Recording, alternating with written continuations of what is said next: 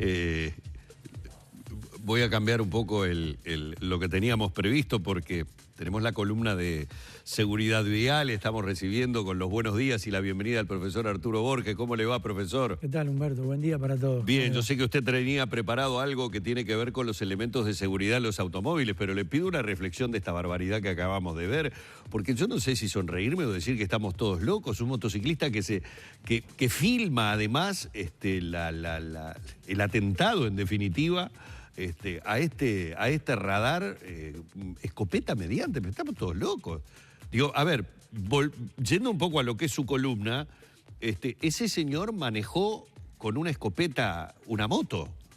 Se bajó, le tiró al radar y se volvió a subir con la misma escopeta. ¿En qué condiciones, no sé, psicológicas está ese conductor para realizar lo que realizó?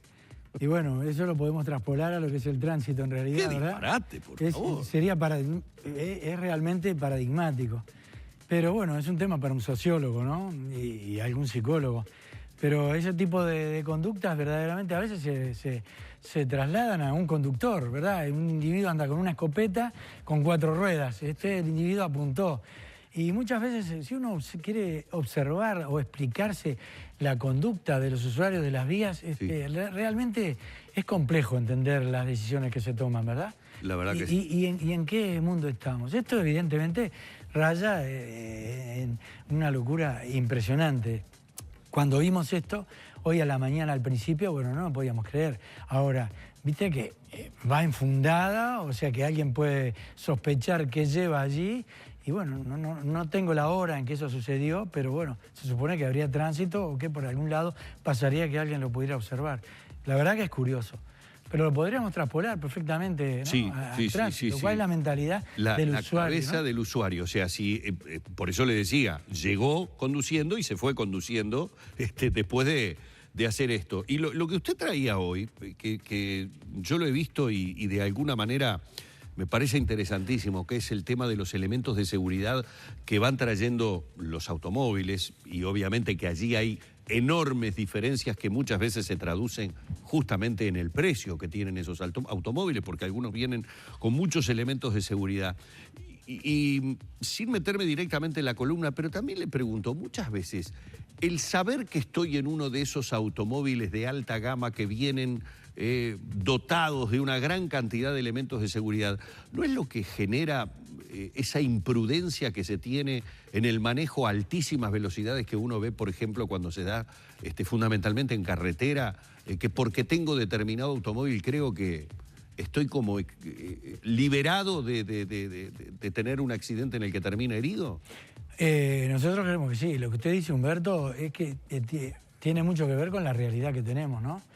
Y esto que habíamos elegido para hoy surge inclusive tomando en cuenta un análisis que hizo de una crónica de un accidente en Anofole, ahí de la Ruta 5, donde un vehículo donde explota el airbag, es decir, que funcionó el airbag, pero el conductor fue gravemente resultó con heridas de gravedad. Entonces, uno piensa que si bien la tecnología que aparece, sobre todo en el tema de la seguridad pasiva, es un elemento muy importante, inclusive para tomar una decisión qué vehículo hoy nosotros vamos a comprar, evidentemente que cuando uno pone un precio, que evidentemente que la seguridad se paga, claro, hay diferentes tipos de seguridad y eso tiene un costo en nuestro país, hay una especie de discriminación. Cuando uno compra con las máximas prestaciones, eso no quiere decir que me compre un acorazado alemán o que voy en un tanque de guerra. Claro. Pero el individuo, para sí, se cree justamente eso, que todos los elementos de esa tecnología que viene progresando y que es muy interesante, evidentemente que juega a favor del conductor, va a corregir todos los errores que pueda cometer. Entonces, bueno, si me equivoco, tengo esto que me ayuda a que quizás las consecuencias no sean peores. Y ese es un tema justamente que queremos vincular. El señor director tiene unas imágenes en pantalla como estas, que son las pruebas de Latin Cup que se hacen ahora desde hace muchísimos años, que nosotros tenemos algunas imágenes que nos manda nuestro amigo Alejandro Fura, es un ingeniero que se ha dedicado a esto, y esto realmente es un evento importante porque uno puede entrar a internet, de ir a Latin Cup y poder elegir la marca que sea de su gusto, no solo por el color, sino por aquellas estrellas que el Latin Cup o esta prueba, que es una prueba que se realiza a una velocidad de 64 kilómetros por hora y que impacta sobre el 40% de la masa frontal del vehículo, nos puede hoy dar la posibilidad de saber, bueno, qué elementos aseguran al conductor, pero como vemos también, hoy se está estudiando qué elementos de seguridad también vienen de incorporación para el menor, para el chico. Y estas pruebas son muy interesantes. Acá tenemos el golpe lateral también, uno de los golpes más frecuentes que tenemos, y que ahí actúan otros elementos. Entonces, estas pruebas del Latin Cup le dan una serie de diferencias a las distintas marcas y que nosotros podamos elegir cuáles son aquellos elementos que nos pueden interesar o a mayor seguridad, evidentemente hay que elegir la marca del vehículo. Pero todo lo que nosotros estamos viendo acá, tiene un límite. Ajá. Y es el límite de las prestaciones. Si las pruebas son a 64 kilómetros por hora y yo elijo ir a 90 o a 110 o voy jugando con las leyes físicas alrededor y no tomo en cuenta la posibilidad que alguien se atraviese, evidentemente que todo eso, a partir de los 90 kilómetros por hora, los elementos de seguridad que hoy vienen de equipación de los vehículos empiezan a perder eficacia. Y lo dicen las marcas que más preocupadas están por el tema de la seguridad vial. Por lo tanto, la idea es, bueno, tengo un vehículo que tiene una cantidad de prestaciones, lo invierto. ¿Eso a mí me da la seguridad de que no pueda tener lesiones? No. A mí lo que me da la seguridad es que frente a una utilización segura o con sentido común del vehículo, evidentemente que eso juega a favor. Que no salga despedido, que pueda absorber, esto es seguridad pasiva, es decir, que ese impacto que prueba, ese impacto prueba la capacidad de absorción que tiene el chasis de la energía que se dispara en un impacto semifrontal, ¿verdad? De estas características, frontolateral. Ahora, esto no quiere decir de que yo después de determinada velocidad voy a tener las mismas prestaciones.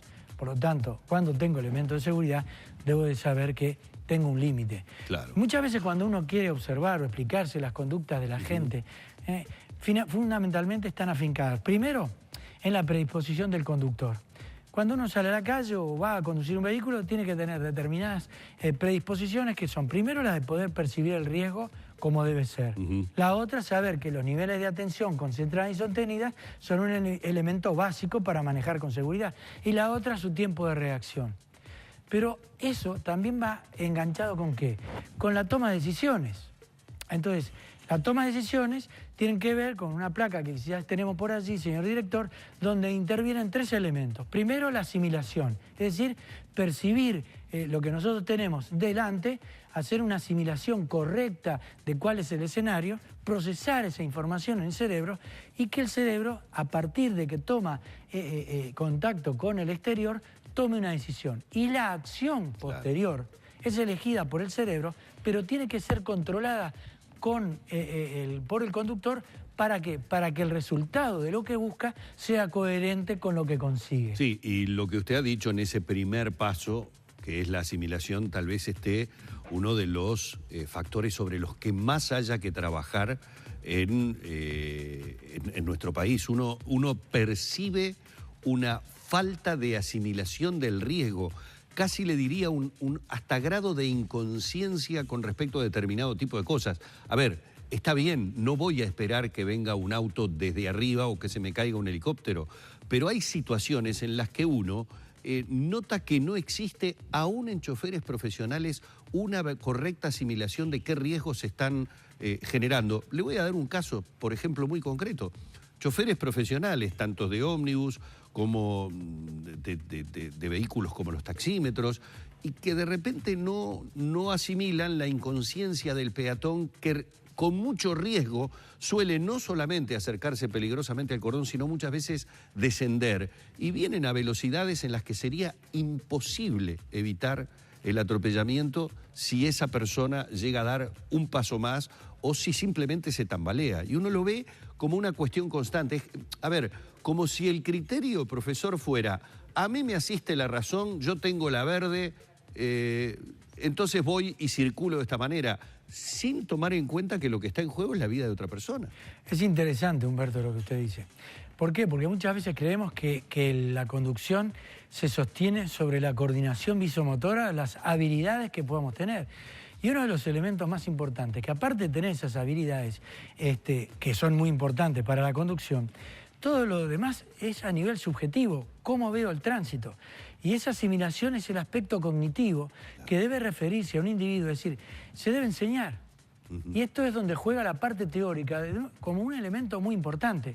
Si bien la coordinación visomotora es un aspecto, digamos, decisor en el momento de actuar, bueno, el tema es cómo percibo y en qué tiempo y con qué rapidez yo ejecuto una maniobra que elegí. Ahí está.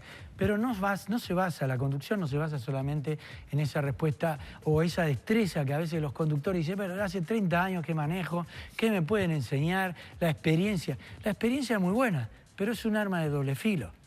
Yo necesito experiencia, necesito nivel atencional, necesito, bueno, puedo estar motivado o no para conducir ese día, o quizás estoy emocionalmente alterado para manejar. Por lo tanto, me interesa si paso con roja, con naranja o con verde, me da lo mismo. Eso es un aspecto muy importante, que es el cognitivo. Entonces, la asimilación, la decisión y la acción juegan un rol muy importante y esto es lo que se debería enseñar a un conductor de manera fundamental, más allá de la posibilidad que tenga de controlar el vehículo. Ahí decía Enano Foller en esa referencia que hizo de la crónica para Subrayado, cómo puede ser cuando hay visibilidad absolutamente para todos lados que alguien cruce una ruta y no vea el riesgo que corre. Exacto. Es curioso, ¿no es cierto? Bueno, esas situaciones de riesgo, cuando uno va a la carretera, ve cada enormes situaciones de conflicto que uno se agarra a la cabeza y dice, ¿qué pasó por la mente de este individuo que podía ocurrir? Que tiene la bendición de Dios o del Papa totalmente y que lo va a sacar del tema. Bueno, un día la bendición esa se aparta y la realidad se le cae encima. Y sobre todo, algo muy importante, es un aspecto interesante a nivel profesional, que el individuo basa su manejo en la experiencia. Y esto es bueno, pero como dijimos, es un arma de doble filo. Arma de doble filo. Lo ha dicho el profesor Arturo Borges, que como siempre, director del Instituto de Investigación, Seguridad y Educación Vial, el ISEF, que como ustedes saben tiene más de 20 años de experiencia, elementos de seguridad en los automóviles, pero yo diría básicamente lo que siempre nos habla. Los fundamentales elementos de seguridad los tenemos que tener nosotros a la hora de conducir. Porque cuando uno determina las causas de un accidente, ve que el accidente se construyó mucho antes de que en realidad le sucediera al individuo, con una inconducta que sigue repitiendo en su vida hasta que la realidad, como dijimos, lo enfrenta a situaciones que las fuerzas físicas por ahí lo superan en la capacidad de control del vehículo. Muy amable, profesor. Como siempre, un placer tenerlo aquí en Arriba Del mismo Gente, modo, Humberto. Bueno, muy bien. Cerramos por aquí el encuentro con el profesor y nos vamos directamente a la pausa. Hoy un cierre musical fantástico que llega en minutitos nada más aquí a Arriba Gente.